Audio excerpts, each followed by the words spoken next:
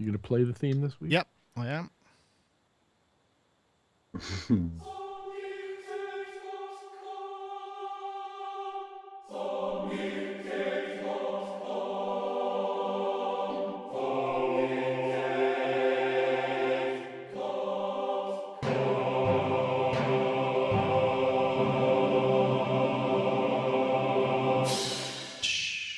Hello, everybody. Welcome to episode 353 of our Earth Year Sonic Talk episodes. That sentence didn't end up where I thought it was going to be. But anyway, welcome. For those of you who are, there seems to be a continually sort of ongoing comments in YouTube, if you're watching this via YouTube, of what the initial opening sting is, because some people say it sounds like Sonic Cake or whatever. It's actually SonicState.com, made by the very brilliant Ken Spong, who has basically he made this he won the last competition that we did, and it's I think it's like Symphonic Voices, or I forget the name of it is, but it's where you can type Vogue Talk into it, and he did that and did a little orchestral thing for us. So thank you very much. Anyway, welcome everybody. I want to say thank you to our sponsors, iZotope. More from them later, but do remember, go and check out their demos. They've got all their stuff. Pretty much, you can get a 10-day download, fully functional demo. And it's well worth it. We'll have a more detailed message from them later. But in the meantime, we'll say hello. We haven't had Mr. Mark Tinley for a long time. marktinley.co.uk. Mark Tinley, of course, is a music technologist, sound artist, and creative hat wearer. And I just look, if you look at this, look at the colour of Mark's hat and the colour of the logo. That is just astonishingly... I don't know, you must have just picked it up subliminally, or you've done it on purpose. How are you, Mark? Absolutely. I've been sitting for the last 4 hours adjusting my camera with all the azimuths, and no, you don't have azimuths on cameras. That shows it's a lie. Damn it! You started off so well. Very well, actually. Good. What was I doing last week? I can't even remember what I was doing last week. Oh no, I went to a talk. But my son's been a bit ill, so I'm a bit behind on some of these topic things, actually. Oh, well, I'm sorry to hear that. Hope he feels better soon. To go to hospital, to Yeovil Hospital over the weekend. Oh, he dear. had night in the hospital on an IV. Oh, so that wasn't much fun. No. No. Well, thanks for coming on. I know that must be you must be quite distracted in that case, but thank you very much anyway, Mark. No, he's all right now. It wasn't. Excellent. It was a bit kind of, well, not touch and go, but just worrying. Yeah. Really. Can be, can't it? And it's never good when that sort of stuff happens. But, well, all the best to you and yours, and thanks for joining us. And we'll flip over to the west side of Bath. That was at the east side of Bath. This is the west side, to Gaz Williams. Gaz Williams, of course, professional bass player, music technologist, and, what's that? That's is that a Gibson? No, I've shown this one before, I think. It's an Overwater, but it's a 1979... it's got a bit of Firebird vibe to it, hasn't it? Kind of, yeah. It's sort of... But I've just had this Glockenklang preamp installed inside it. And look, April Fool's was yesterday, right? Yeah, Glockenklang. But it sounds absolutely amazing now. So, but it's got one of these things on the head here, look. Oh, Drop D. Yeah. Yeah, nice. That's a nice looking thing, actually. Do you find yourself using that a lot? Do you know, it's... this is the bass that was kind of... The John Entwistle is the forerunner to the buzzard bass of John Entwistle. I think he had a falling out with the guy who made it, and it never came out as the John Entwistle bass in the end. But it's got such a clanging kind of aggressive sound. So it's... Do you know, I'm looking for a gig for the bass. Because everything I've used it on, it's just been so extreme and so kind of gnarly that, I got to find a gig. I'm trying to, I think, like, if some 80s metal band or something was reforming, I reckon, or, something like that. A jam tribute band. Yeah, something really, Yeah, it's okay. Well, beast. Well, I wish you luck with that, Gaz, and thanks you very much. All questions can be directed through to gazwilliams.me. There we go, where you can find out all things Gaz. Lots of good stuff that Gaz posts there outside of what you might see on the Sonic State. So yes, thank you very much. Hopefully, seeing Gaz tomorrow for a bit more Sonic Touch action, and Rich Hilton from from Hiltonius. In fact, it's funny there that on the lower third you've just got Sir coming through on the. So I don't know what that is, but it looks like Rich Hilton, Sir. How are you? Rich Hilton, of course, is the keyboard player, and with Chic goes out. Is doing very busy. Lots of Chic are basically playing every festival above a certain capacity in the world over the next 8 or 10 months. So you will probably see Rich going past you. The chances are he might pass you on the motorway or something, or you might see him in an airport if you're out and about at all. Of course, Rich is also studio guy for Nile Rodgers. How are you, Rich? Very well, thank you. I'm glad to hear that. Been busy at the studio in between your gigging? Yes, very busy, both there and here, working on music. Right. Oh, well, that sounds good. Glad to hear it.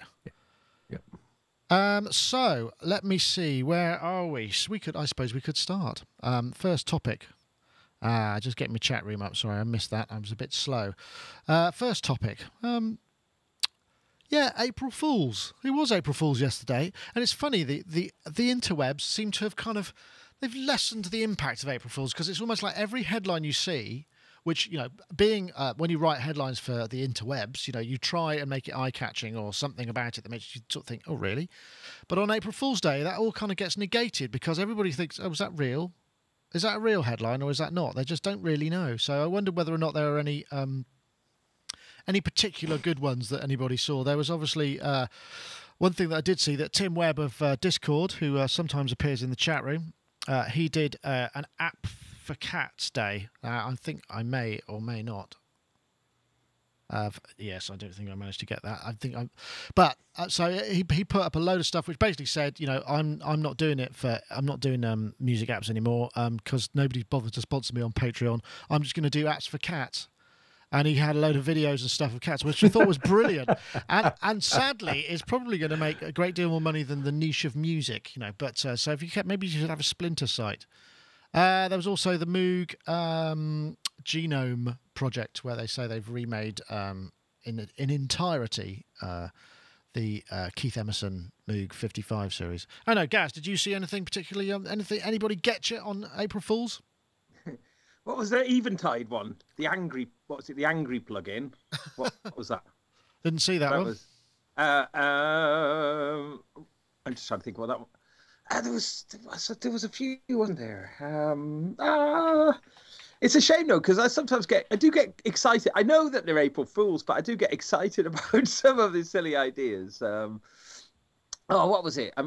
Can you come back to me? I'm just going to look up something. Very well, I certainly will.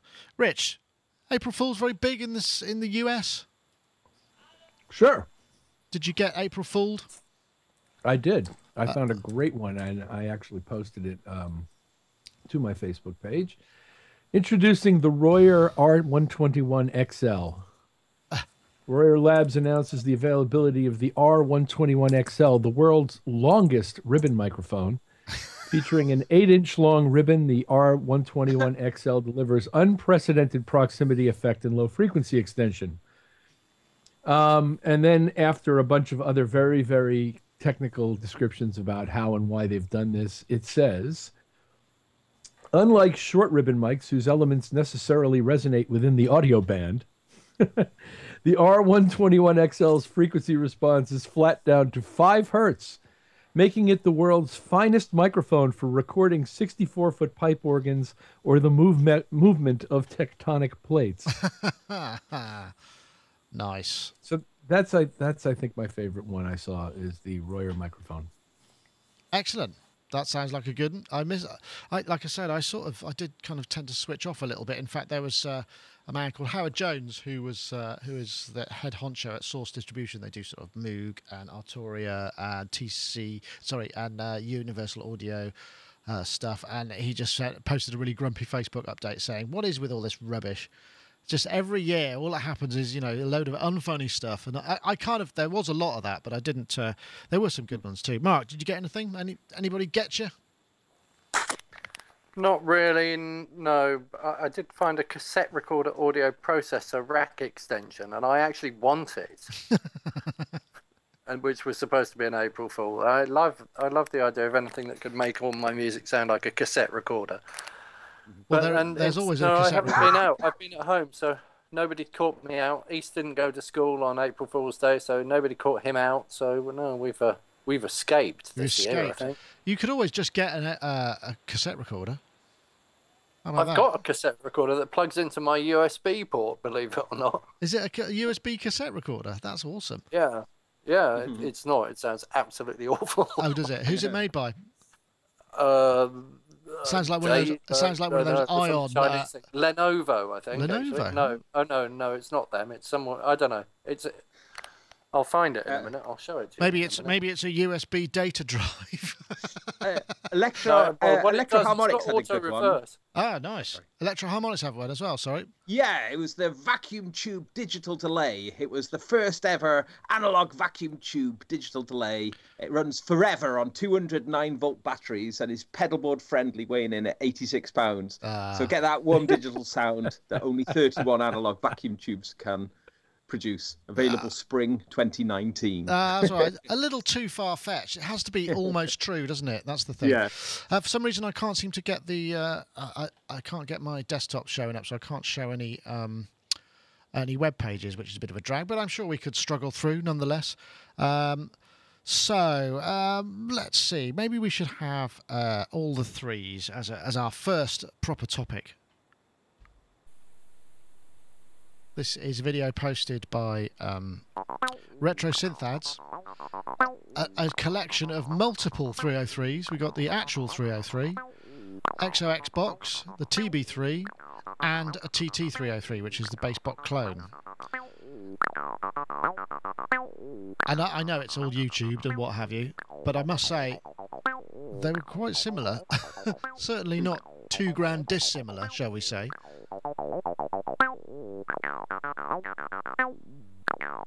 That's the bass bot, I guess.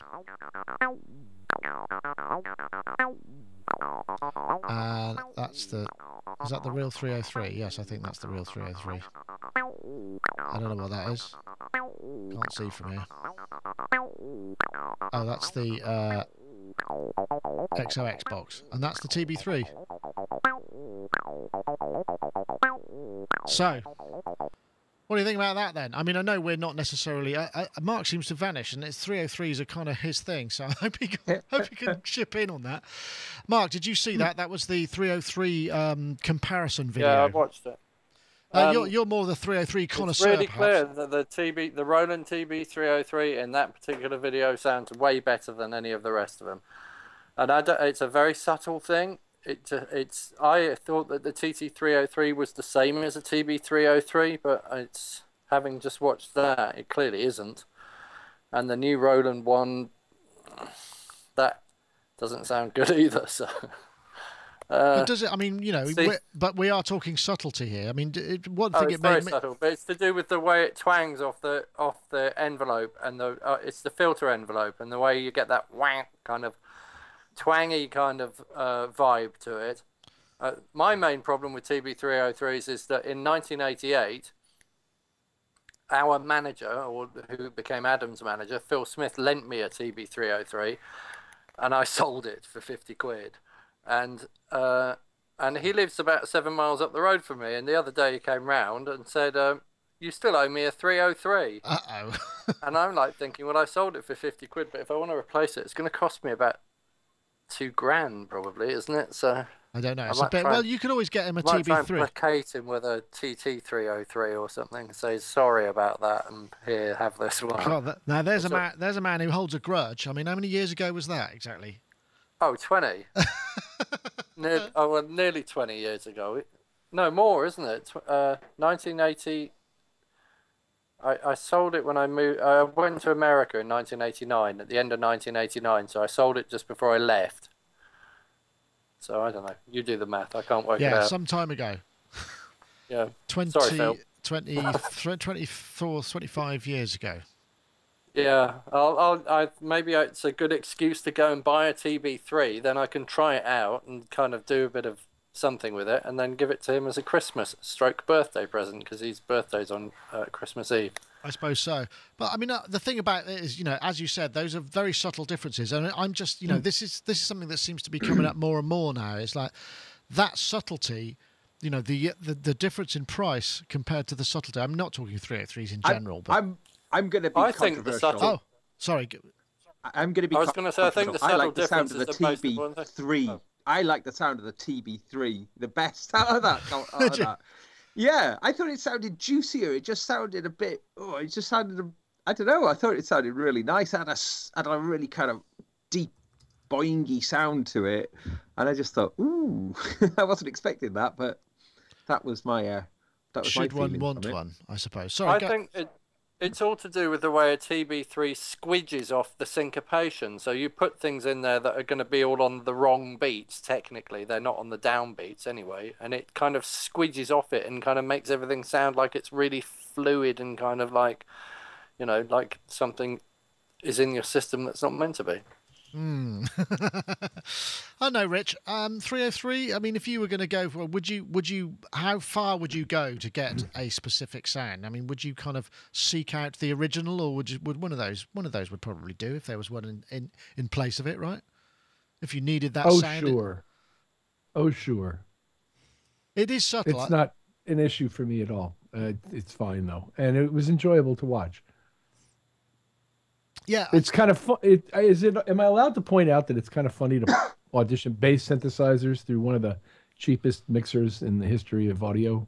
What was that mixer? Was that a little Who knows? It was some cheap Boss mixer, and I'm sure it sounds fine in a way, but you know, I'm supposed to be auditioning bass sounds through the thing. Well, I suppose that's fair enough.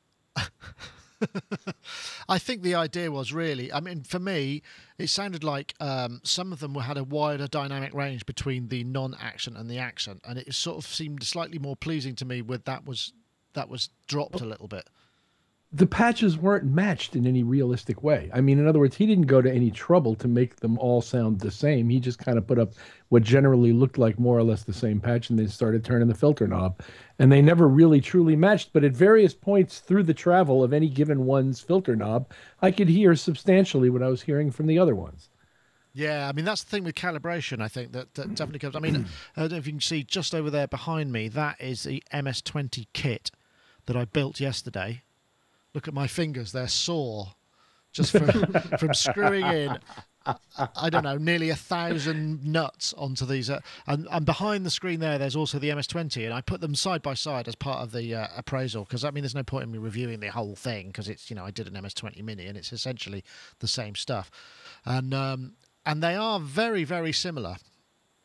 But the calibration is different, so the resonance kicks in earlier on the real MS-20, but that's probably because it's, you know, got some weird metals in some of the, you know, I mean, it's 30 years old, so it's going to be different. But I mean, if you put two Jupiter 8s next to each other, or three Jupiter 8s next to each other, they all sound not vaguely different, but totally different. Nick Rhodes has got two Jupiter 8s that don't sound anything like each other at all. And I guess that's partly down to calibration, but it's partly down to how things deteriorate over time and how the sound changes over time, and the tolerances of things that were in there in the first place. So, yeah, I mean, I guess what I'm saying about that TB303 video is that particular TB303 sounded nicer to my ears than any of those particular other things. Right. Well, maybe that's Mark. Am I looking at the box for your USB cassette recorder there? Now that is an awesome bit of product placement right there. That's excellent. What you need now is to just get that kind of home shopping club hand manicure to come in and sort of, you know. That's excellent. For those that were asking. But for those that were asking, 7999. 799999. There's only 5 left. Ring now. But yes, the MS-20 kit does work first time. I was a bit, you know, because it was like a lot of work. I was thinking, God, I really hope I don't have to take all these nuts out again to have a look at the circuit board. One thing we did do is there are these 3 prongs on the circuit with a jumper, and you move it between these two and these two for the 2 different filter types. And we trailed some wires out and put a little toggle switch so we switch between the filters, so you can hear the Type 1 filter, which is a Korg 35 chip, and the Type 2 filter, which is, LM1 something or other. I had some notes to that effect. And that's quite interesting, as there is quite a difference, and you know, you can switch it in. But the one thing I can't understand is why the heck didn't they just supply a wire with a switch and like maybe a hole in the front panel and a grommet so that you could put it in or not if you wanted. I mean, because it's there now, and I've built it, and it works. But now the only problem is I've got now is that they're going to want this thing back, and I'm somehow going to have to deconstruct the high thing. I'm not going to do it. I'm not going to take all of it apart, take all the nuts out and everything, and put it back in the box somehow as it came. There's just no way that's going to happen. So they'll have to send a box that I can put the fully built thing in it. So that's what I'm saying. But it was, it does work, and it seems to be fine. Oh, what's that? Hello? Some hoovering. Yes. Oh, Rich, something's happened to your gain. You've just gone all sort of... You've gone back into your... I don't know what's happened there. Something strange. I'll mute you, and then you can let me know when it comes back. Right, so the next topic, all the threes. Anyway, if you wanted to see that was the TB303 XOX box, the TB3, which is the brand new Roland one, and the TT303 by a chap called Retro Synthads on YouTube. So do check it out. And I was going to go to this, the latest inspirational purchase or acquisition. Now, this was something that just came up purely because I have some new things in the studio. I've had quite a lot this week. I've also had the MS-20 kit. I've got this, which is the IntelliGel Atlantis module, which is it's kind of like an SH101, I believe. That's what they modeled it on in a module. And I've also got the Behringer X32 compact, which is a lovely little, it's a variation on the X32, which I've reviewed. I've got it in because I'm reviewing the OS2 software. And it got me think, because I got really inspired, because what I was doing with this thing was running these drones into the frozen reverbs. And just sort of tripping out with delays and stuff. And this is all just that module going into this. Oh, and I can run 4 of these instances, and I just got into this. Oh, it was quite inspirational.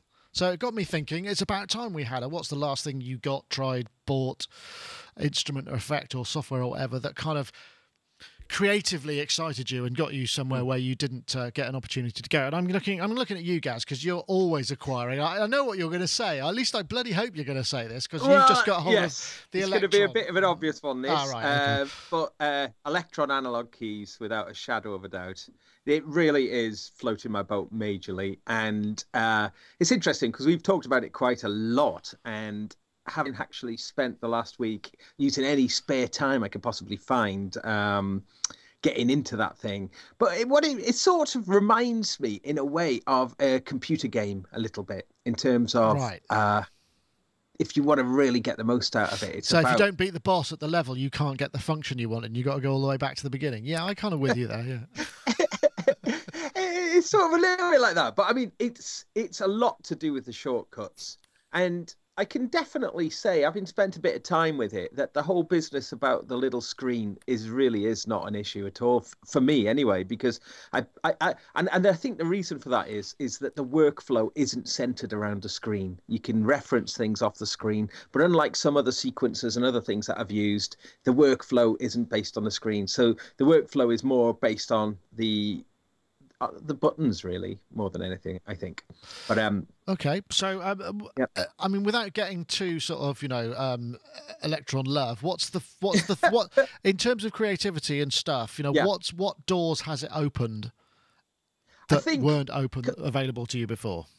I think it sounds great. I love the sound of it. So I think the combination of this, the way that the sequencer works, and the way that you can just do stuff. Like, I was building many patterns, like sort of 8 patterns, creating variations really fast, leaving it in record, creating a variation, copying it across into the next pattern, copying it across, creating variation using the chain function. The chain function's really cool, So you can, there's a sort of live Ableton Live almost vibe, so you can get going in that way, yeah. Yeah, well, except you can't do anything like this on Ableton Live, to be, in all honesty, in terms of just, because I'm pressing buttons, adding things. Well, I mean, there is an element which is similar. Yes, I know what you mean, but it is a different workflow. It's a unique workflow. And the more I've been getting my head around how that workflow, the way that you meant to do it, the more I've just been sort of thinking, okay, a lot of these what might question decisions, I think are incredibly clever, very well Right. thought out. Okay, well, I'm sure me and Mark can probably debate with that with you for a little while, and maybe later on. But I think we should go to, let's try and get the, what were the last, what was the last thing that Mark? What was the last thing that you kind of got hold of that, apart from the USB cassette? It wasn't this. Let's move that out of the way, because it definitely wasn't that. Right, okay, so here's a shock for you. The last thing I bought that's changed the way that I create things is Windows 8.1.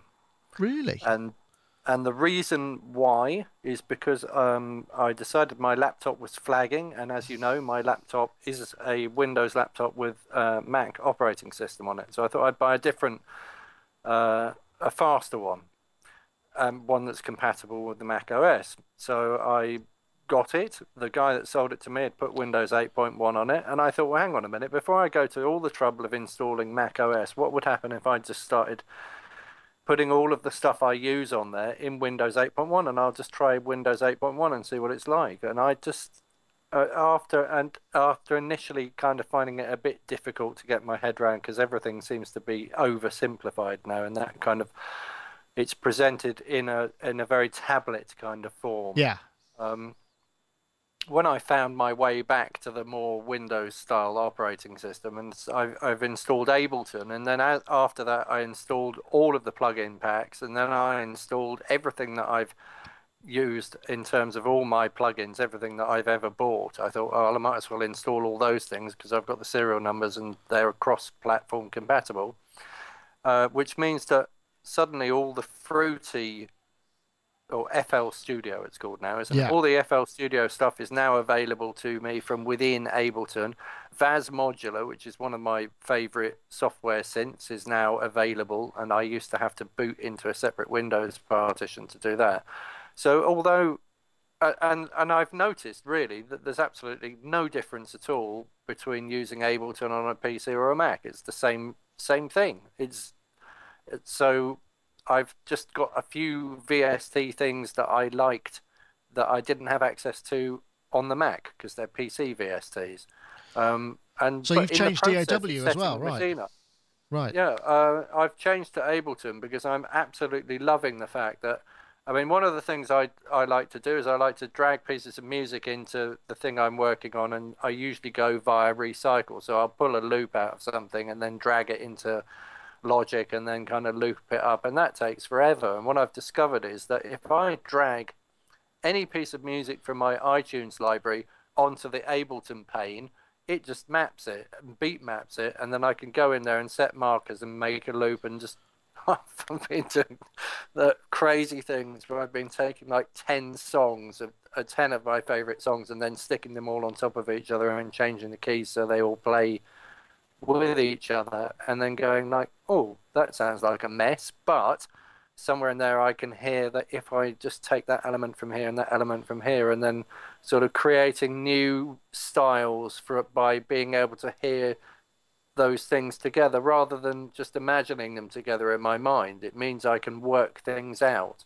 So I've worked things out that I've wanted to understand some things musically since like the early 80s. And you've been able to do that. Like the drum fill in Rocket, Herbie Hancock's Rocket. Why does that drum fill do what it does? Well, I put it in Ableton and played around with it, and I've slowed it down in different ways and messed around with it and kind of worked out, you know, it's just basically a DMX, but it's doing a certain pattern, and then to take elements of that out and go, I like that bit, I want to keep that bit, and then I'm sort of building my own library again of things that I like. And then the other thing, of course, is in Logic I got really kind of into this bad habit of just going, oh, I want a vocal sound, oh yeah, there's a preset for vocal sound here, yeah, I'll just use male radio voiceover number 2 or whatever. Yeah. And now I'm like going back to compressors and gates and things and going like, well, I need to set that sound up for myself because there's no real preset to do it. And then, oh, I can save the preset here and come back to that next time I want it. And it's a bit like Russian Dolls, Ableton.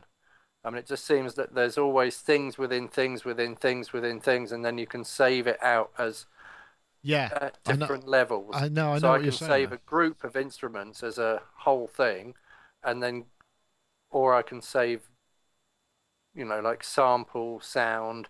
There's like a whole chain of events. And all So those presets are available to you when you load up next time. So it sounds whenever like I feel like it, yeah. Windows has forced you into Ableton Live, which is the thing that has kind of opened up creative possibilities for you. That's an interesting sequence of events. Well, I'd gone Ableton Live anyway because I was getting fed up with Logic. There's just a couple of things that I don't know. Ableton just does some of the loop-based stuff and pattern-based stuff a million times better than Logic. You can jump around ideas. You can jump around patterns and go. Have you tried? I can assign keys on my keyboard and go, when I press the H key, I want these 5 patterns to start playing, but they're not on the same horizontal line or on, they're all over. So I'm like going, oh, does that work with that and that and that? Oh, well, I'll just assign an ASCII key to that, and when I hit that key, all those things will play. And you can take the stop buttons off, and I'm sure everybody knows all this, but Have you tried the looper, Mark? Have you tried the looper within it? The what? The looper. There's one of the Ableton's own audio plugins. Yeah, it's supposed to be pretty good too. The Max Audio Looper thing. No, No, it's I just called haven't tried Looper. that. It's one of the standard Ableton devices, but the fact you can set multiple ones of those up, you can do some very cool stuff with that. No, I haven't got that far. I'll have to go and find out. Now, since I've been working with these frozen reverbs, I want to try and see if I can get a frozen reverb. I think there's a freeze reverb stuff in Ableton as well, and also because with the X32, there's a 32 IO USB. So I'm thinking, that would be my sound desk, and every sort of one of these analog beasts can come in a separate channel. I'm starting to get quite excited. Rich, let's come to you. What was your last kind of inspirational acquisition, shall we say, musically, whether it be, instrument, effect, process, library, any of those things? It's probably Ableton. It could be Melodyne, but it's probably Ableton because overall I think it's really had an enormous effect on music making, on other software developers, on what is expected from a DAW and the way workflows have changed in the last 10 years. So I think it's probably the single most profound change in terms of introductions of product to the music process. That's interesting. Ableton's getting kind of quite a bit of love there. Interesting. I mean, I guess I'm in the fortunate position. I mean, a lot of stuff that comes through here in terms of equipment, software, whatever, is a job rather than something I'm necessarily really interested in or really looking forward to getting hold of so I can apply it to my own musical stuff. But I have to say, I mean, I figured, just with a setup like this, like with the IntelliGel and some frozen reverbs and what have you, and a stereo delay, I'm almost at the point where I could just go out and gig something, a load of ambient, which might take us on to... Sorry. Don't forget Time Freezer. Time Freezer is a VST plugin that does that frozen delay stuff, and it does it really well. Oh, okay. I'm going to check that one. I'll check that. CR78 in the chat room is saying that Bitwig is also updating in the even after 1 week. So that's interesting. I haven't had a chance to check it. There seems to be mixed. The comments on the sort of announcement that we put out for Bitwig was kind of, some of it was positive, saying great, I can't wait. And some of it was like, well, it doesn't do stuff that I want it to do yet. So there's quite a lot of jury still out scenario. And I have to say also, I did say something about the pricing last week that when I just looked on the website, it was $478 and I think actually it's $399. So I'm guessing if you come at it from maybe the US side, you get that proper pricing. But now I think it's probably time for a word from our sponsors, and those are iZotope. So if I press the button, the ad usually comes up after a short amount of time. Let me press this again. iZotope telling us all about Alloy 2. If you're not familiar with Alloy 2, it is an essential mixing tool for many people. I know a lot of our panelists use and have used Alloy as well as other iZotope plugins because they just make such great stuff. The thing about Alloy 2, you get 6 powerful tools in one. You get an integrated equalizer, dynamics, exciter, de-esser, transient shaper and limiter. You can hear results immediately with zero latency performance, whether you're tracking real time or in the midst of a mix session. You got great presets, over 250 of them, and a wealth of advanced controls to further tweak. You got multi-band transient shaper, make a kick drum less boomy or add more snap to a snare. Those are really cool on live drums. Actually, you can really change the characteristics of all sample drums, really open them out or tighten them up to a great degree. Visual feedback, you get a lot of mixing decisions that you can make with richer meter displays and a guide to guide the way. There's also a 70-plus page mixing guide called Mixing with iZotope. It's filled with tips and tricks for hobbyists and pros alike, available now at iZotope.com. If you want to get hold of Alloy 2, and I thoroughly recommend that you try it out, you need to go to iZotope.com/alloy, and you could get a 10-day time limited demo where you'll be able to try it out without any other limitations. So once again, we thank iZotope for their sponsorship of the show. Yeah, speaking of 8-hour modular synth jams, there was the news, and this was something I was hoping to play, but I didn't download the video because an hour of Billy Corgan from the Smashing Pumpkins doing a synth jam. He basically did. I can probably play the sound of it, and he's done a couple of these things now, or he's done one. The first one was called Siddhartha, which was something by Hermann Hesse, and he basically, it's a shame you can't see this because basically he's got this massive wall of modules, just an 8-hour improvisation based on the contents of the book, which was kind of left field, I must say. But there's also another one coming up, which is going to be, let me see, I've got the details here. It's going to be held. Excuse me 1 second. March 30th. In fact, it's gone. So hopefully we'll see that up. So this on Sunday, March 30th at 1 p.m. He presented the Sunday with Rumi, which we haven't seen any video up on the site just yet. 4 sonic impressions on poems by the great Sufi mystic, which is very hippie, I must say. He's kind of gone into this sort of full-on hippie synth jam. It reminds me a little bit of Ozric Tentacles or one of those kind of bands that just used to sort of riff on the almost like the delay synth into a delay vibe. Kind of fun, don't you think, Gaz? This sort of thing. I'm not sure. I'm not sure that 8 hours is the sort of thing I would go for. Maybe 40 minutes or so. It sort of follows on a little bit from our not enough jamming in synth music. Perhaps there's too much in that instance. Well, I can't complain because I've done a 12-hour recording of a constant solid jam. But yeah, I mean, it's cool. I mean, we've talked about this before and a few years ago, and because I'd done this monster long sort of jam that was, say 12 hours long, but some things happen over time that don't happen if you have to compact your time. So I think it's quite interesting that that things can develop over big periods of time.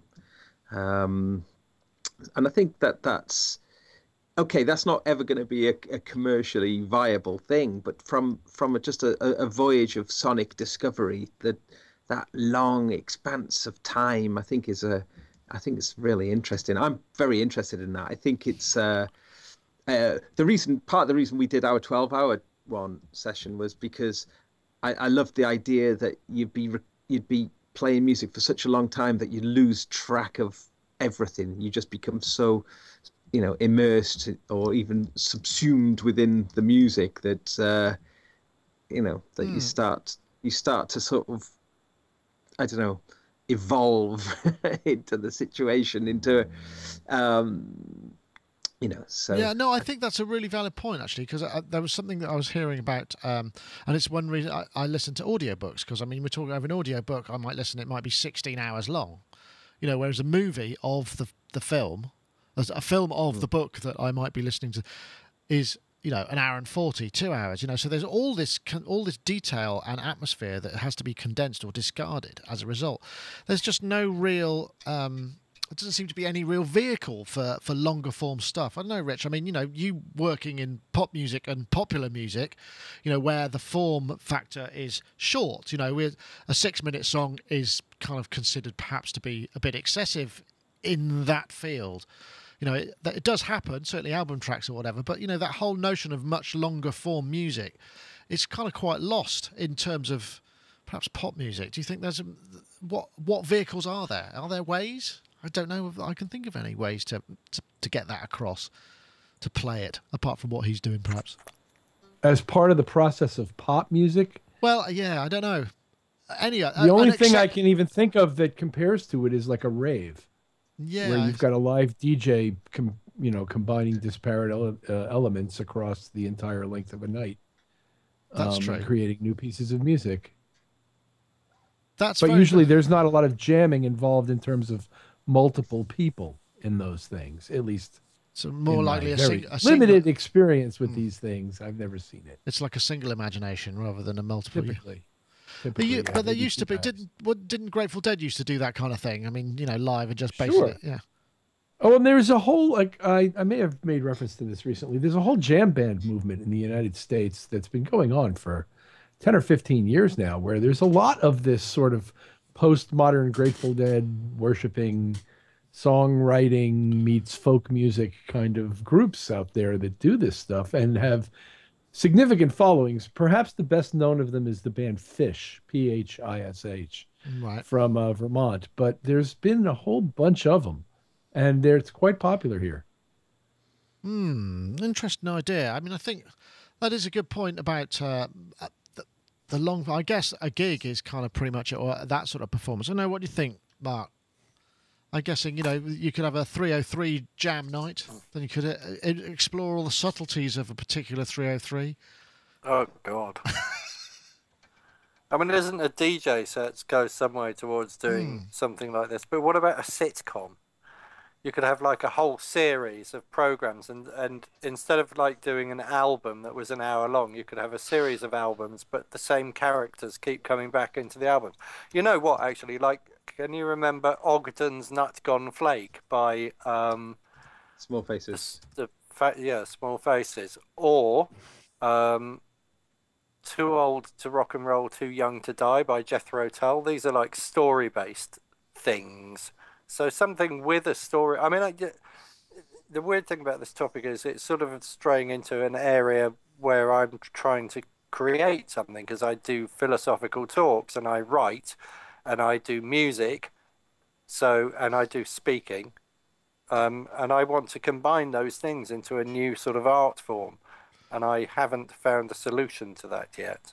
So this sounds, and that would be a 1.5 to 2 hour event, or if it was recorded, it could end up being really long. I mean, a podcast. How about a podcast? A podcast's not long form entertainment in the same way that your audiobook is.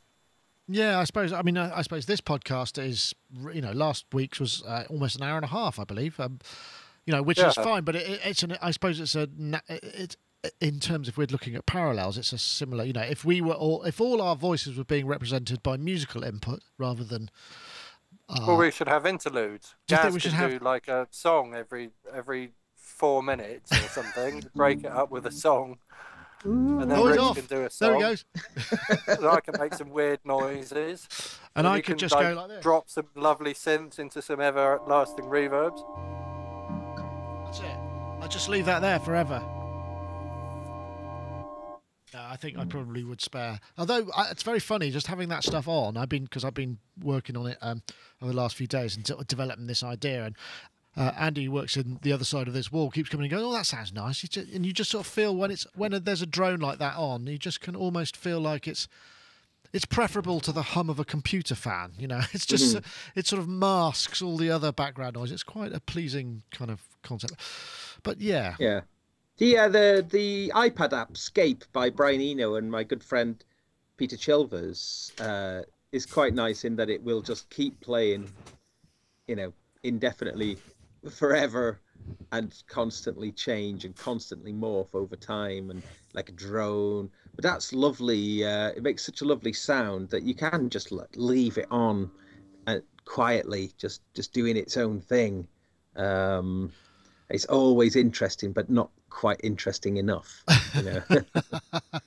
Some great comments in the chat room. Let me see. Just go for a cup of tea. I think who's it who said that when we get boring? It's gone past already. It's past, but yes, that's a fair comment. But maybe Billy Corgan has got. I'm not doing cabaret, by the way. Not doing cabaret. Okay. Well, maybe Billy Corgan's got it about. Cabaret, Mark. Question mark. No. Maybe. Sorry.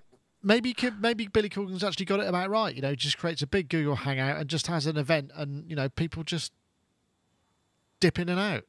I often thought about because I've thought about the idea of just having these analog jams and just broadcasting them, and then see if people want to, if it's any good. Obviously, if the people are involved can make something good out of it, maybe there's an edit afterwards, and you can do something with the audio. I think that, there's something that happens with. It's like open mic nights, isn't it? Except it's not an open mic. Or it could be like an internet version of stand-up. Right, yeah, I see what you're saying. Yeah, I think that could work. Whoever turns up, and but you need a catchy name for it now. Yeah, I will work on that. Yeah, it's an interesting notion, and I think something as I get to play with more analog stuff and come out. I mean, a lot of these things come down to workflow, but this takes me on to another topic actually, because having yet another highly capable synthesizer in the rig just for a moment. And also, I've had a couple of these Taigai smaller modules, which is a positive and negative mixer, which is really cool. So you can put any signal in it, and you can turn the polarity continually variable up or down, so you can invert waveforms or what have you. And there's another one which is called .com, which takes any signal and just outputs it a square wave, 1 and 2 octaves down at various points apart. Just really sort of interesting. And I'm just thinking, what I need is a resource where I could just go, how do I, I can sync a couple of oscillators. Now what can I do? What techniques are there that are available that I can apply in this modular world and sort of do some interesting things with? Because it's all about exploration. And the thing is if you go past it, you might not know you've actually used that technique. And it feels to me that I couldn't think of anywhere where I could go. I don't know, Rich, are you... You've been involved in synthesizers for a long time, in terms of being in sales of them in the past and what have you. Did you find that there was a market or a need for people to kind of go, right, I need to know how to make sounds like this, or how to, or is it still very much a kind of self-discovery journey that we all have to go on and keep it to ourselves? It just doesn't seem to me like there's a way, great patches using ring mod, for instance, just stuff that, basic principles of synthesis, but a little bit more. Because there are other techniques that are just a pure wave through a filter with an envelope. And I just can't find resources for sort of developing those. You know of anything? It's always just been sort of discussions within the community. There have been books with patch examples, and Keyboard Magazine sort of has waved this flag for about as long as it's been waved. Regarding, patch suggestions, they've had tutorials over the years for different popular instruments or popular pieces of software and ways of doing interesting things. And they've had some very good authors giving some very instructive examples of things to do like that. So, yeah, I think there's a long history of it. However, I think that the interest in it right now is perhaps higher than it's ever been, which is rather remarkable to me. To get to another aspect of your question, whether it's been more about self-discovery or about trying to achieve a certain kind of patch that other people have already achieved and popularized, I would have to say both. Because in some cases, the guy bought the Minimoog because he wanted to be able to make Minimoog basses like Bernie Worrell. And in some cases, he bought the ARP String Ensemble because he wanted to be able to play the same patch that the guy used in whatever record that thing was on. And... in other cases, it's a matter of self-exploration and things like that. Guys who bought ARP 2600s usually before Edgar Winter weren't looking to emulate anything with it, but pretty much just, explore through it.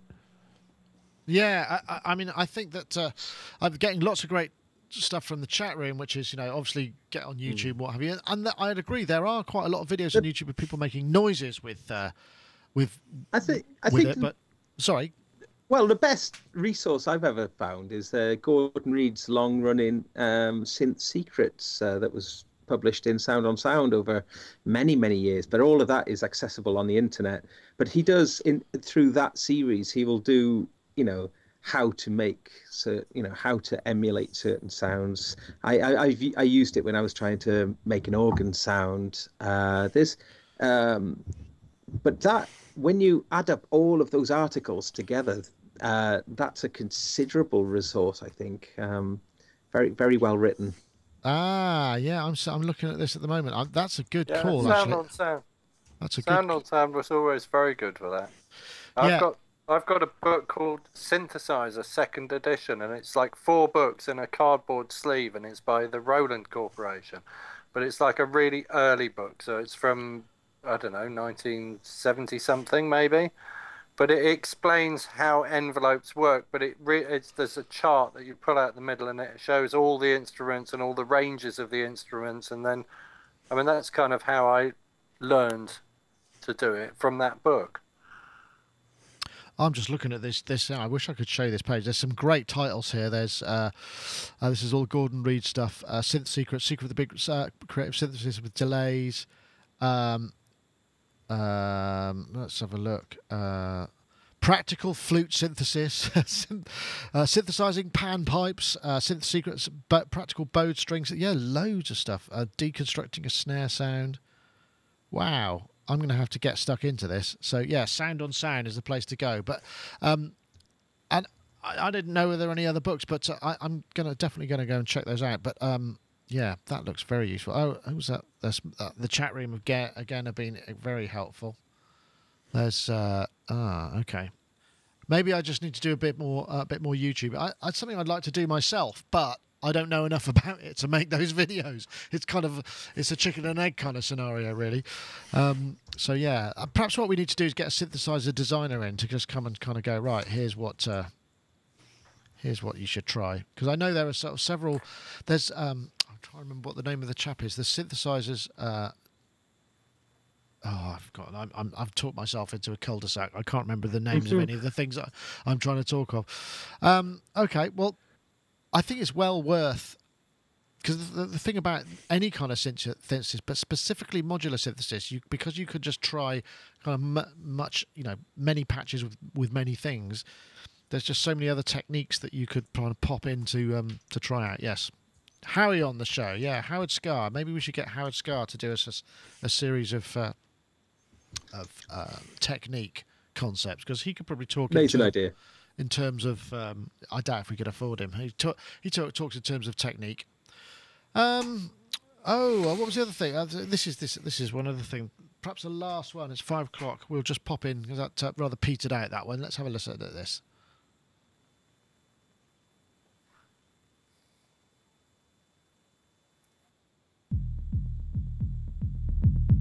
This is the Cicada Earhoof, which is a very unusual name for anything. This is actually running on iPad, although the way it's lit, it actually looks like it's a plastic thing that does that, which is kind of cool.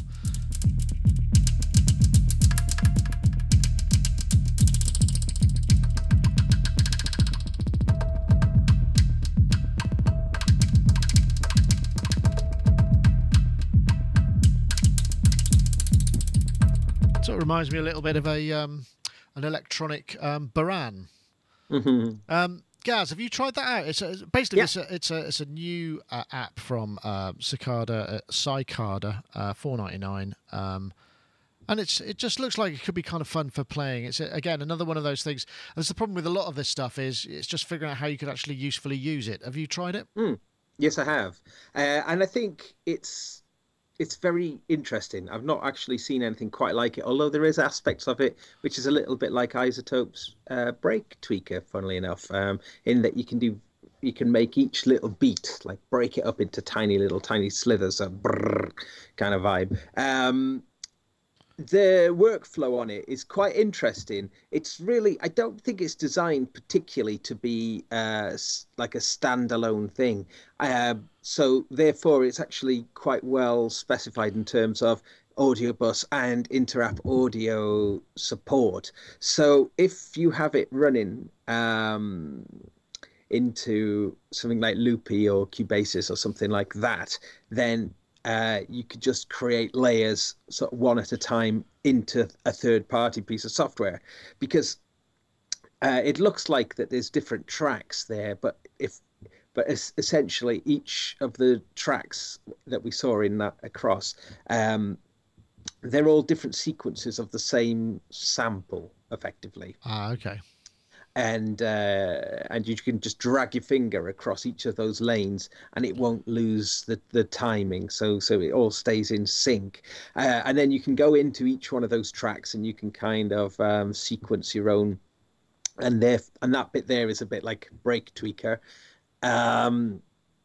It's a quirky approach. It's one of those things. I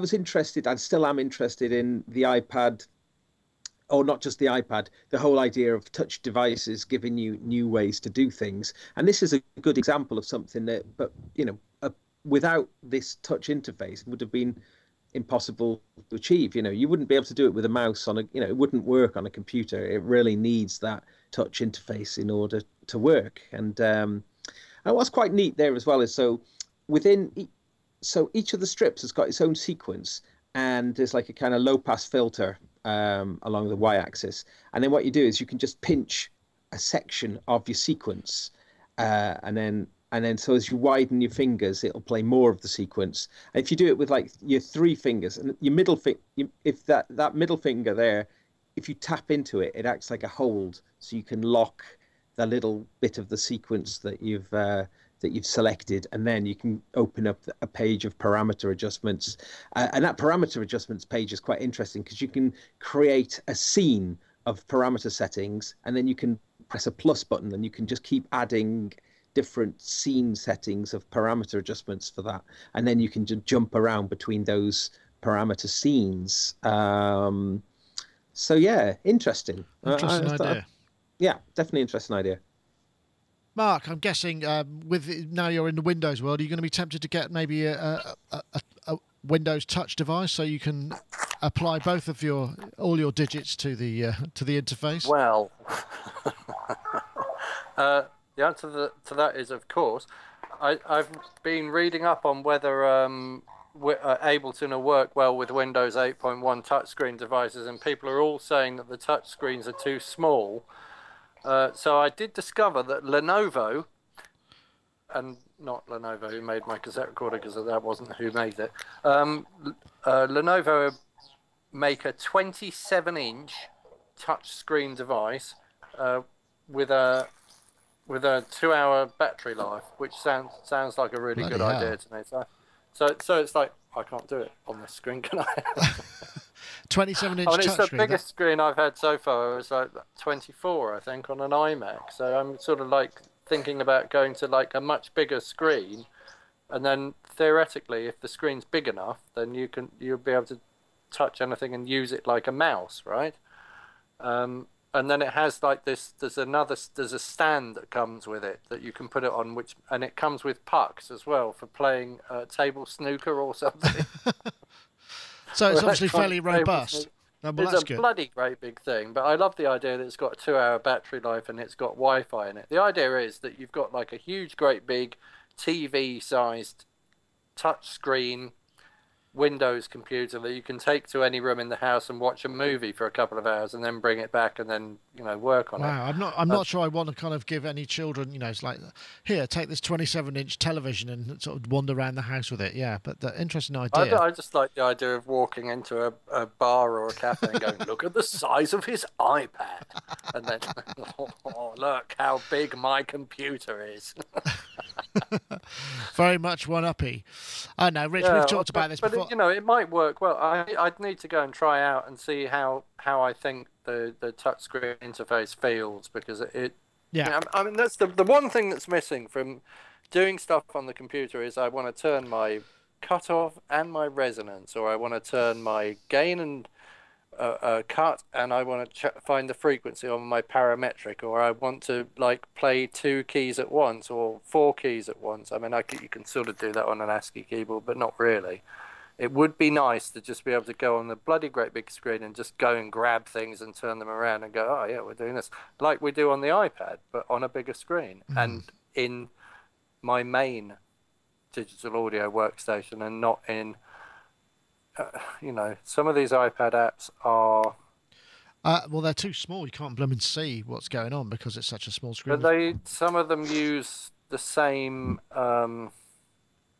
there's an under that's what it's called, core library. There's a core library of filters and things. So you go, oh look, I've got the MS-20, but okay, maybe not with Korg, but with a lot of them, you go, oh, I've got this synth emulation, and then you listen to it and you start to realize it sounds exactly like the other synth emulation you've got. And maybe because the designer's just gone down into the core library and gone, oh, low pass filter, let's put that in the chain. And they've looked at a picture of a Jupiter 8 or a whatever and gone, oh yeah, it works like this. So, it needs those components, but without maybe considering that those things sound completely different. And because I just bought a VCS3 and it doesn't really sound like a VCS3 at all. Oh, what, the iVCS3? Yeah. Interestingly, we might be looking at that more closely. The pegs work brilliantly. It works like a VCS3, but it doesn't sound like one. But in terms of user interface, if I shake it or knock it, the spring reverb makes that. Oh, does it? That's awesome. Yeah. So everything has. That's great. That's great. Great. Good. Rich, funnily enough, I saw there was a thing that in the UK, Joanna Lumley, who's a sort of actress of a certain age, kind of national treasure, has been talking to unusual people. And one of the people that she talked to that I saw a trailer for was Will.i.am. And there was a shot of him in his studio with basically what looked like 3 slate ravens in front of him.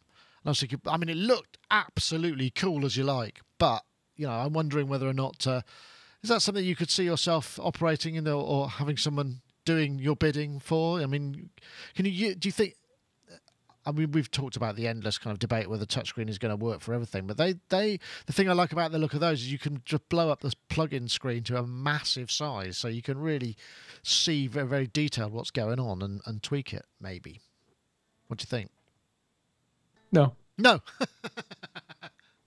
I mean, I'll try it someday, but does the prospect of mixing on a coffee table appeal to me? No.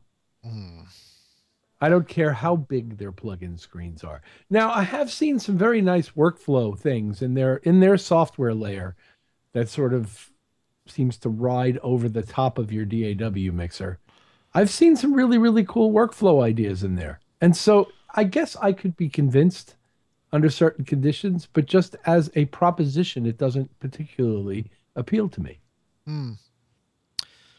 Yes, there's been a lot of chat in the chat room about smudged screens, and that's true. Maybe they'll invent some sort of glass that doesn't smudge, or some sort of hands that don't release anything that smudges glass. Okay, well, I think that's probably a good time to call it a day. I've run out of topics. It's been a very slow news week. Those of you who are regular listeners may well have noticed, and I'm afraid sometimes the topics are just... we can only do what's put in front of us, and being responsible for that, I can only apologise if you found any of them less interesting than usual. But I've enjoyed myself nonetheless, and I want to thank my guests also for joining us. I want to we'll go to Mark Tinley, who's there in his... what would you call that? That's kind of like custard, but I can't get over how absolutely bang on that colour is. So thank you very much, Mark, for flying the flag for us.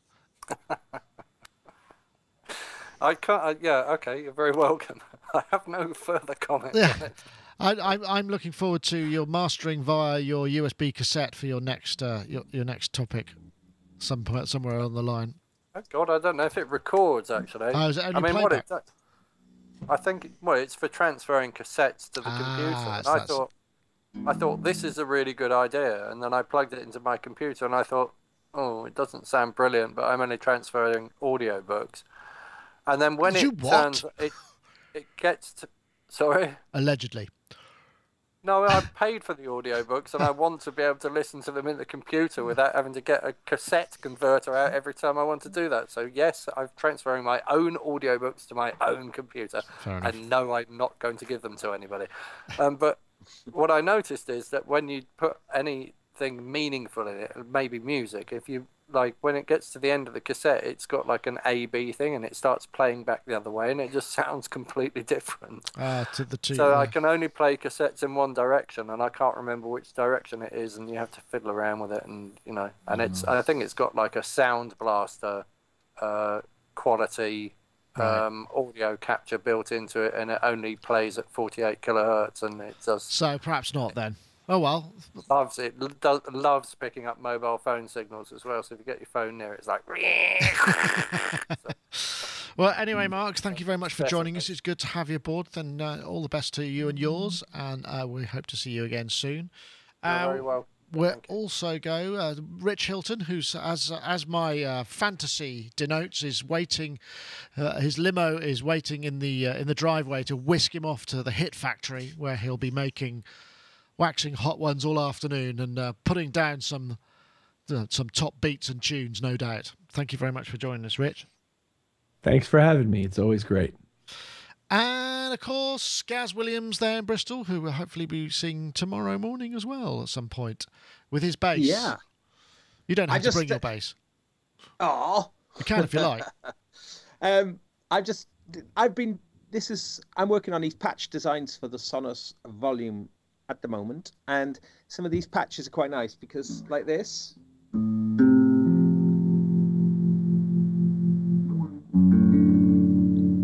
Can you hear how the LFO is coming in on a delay? Oh, yeah, it's got like a faded. Yeah, I got you. So you can do these lovely timed, delayed LFOs. You can create your own shapes for some of the LFOs. Well, adjustable trapezoid LFOs, so you can get the really interesting shapes. But I think having the delay and just it coming in, and it's really nice. It's a really pleasing thing to do. Are you feeding the speed of the delay from the LFO? No, the speed is fixed. Well, no, I can change the speed with the foot pedal. So try speeding the delay up and speeding it up and slowing it down with the LFO, because that's always nice. If it does the no, can't do that. Can't do it. Oh. No, that's a shame. That's a good idea though. It's just it always sounds really good. Yeah, it's just really nice because it's just as the chord is sort of tailing fading off, off, it just starts to. It's quite a subtle tremolo kind of idea, isn't it? Yeah. It is a subtle. This pedal. It's a lovely pedal, but a lot of its kind of best features are very subtle. So it's kind of a. It's going to be I think it's going to be a difficult sale for the company really when it comes out, because it's. Well, if you get really high audio rate stuff, you could get that kind of custard and cream pedal kind of stuff too. So. I took the BPM. I'll put the BPM. I'll max out the BPM and see what it sounds like. Let's just have a look here.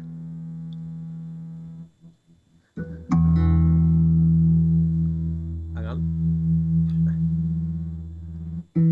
Yeah, it needs to be faster than that and deeper than that to get that kind of effect, I think. Oh. Faster still. Faster. I think that's the maximum speed it'll go. Well, I seem to remember in the Wahoo that there was a multiplier for the LFOs as well. But anyway, we can. There is. Check that out for a memory. I don't know where that came from, but I thought there was. But anyway, Gaz, I wish you the best of fun editing away there. Oh, that's off the scale now. It's so fast. Hang on, it's off the scale, man. Well, there you go. Then you can get into, because what you do is if you change the depth of the amplitude modulation at very high frequency, you get that kind of sort of interesting sound. So anyway, there's Make it sound like a Casio. yeah, all that sort of thing. Ah, Well, As folks, in Casio thank you. CZ101. You've just given me a new patch design that I'm going to do. all right, brilliant. Well, I'm glad to hear. Anyway, thank you very much, everybody. I think I'm going to play out with a little bit of ambient dronage from my just because I've got the ability to do that. So I want to say thank you very much, and also thank you everybody in the chat room. I think there were no problems this week, and if you've joined us via the front page, that's going to be an ongoing thing. So I'm just going to switch off the front page. What happens is while the podcast is on, and while I've got it set to be so, it loads the podcast onto the front page of the site. So I'm just going to switch that off now. So there we go. And anyway, I will see you all later. Thank you very much. In fact, you might be able to join me, Gaz, in a sort of bass kind of way. So we'll see you all later. I'll switch to my shot of my setup.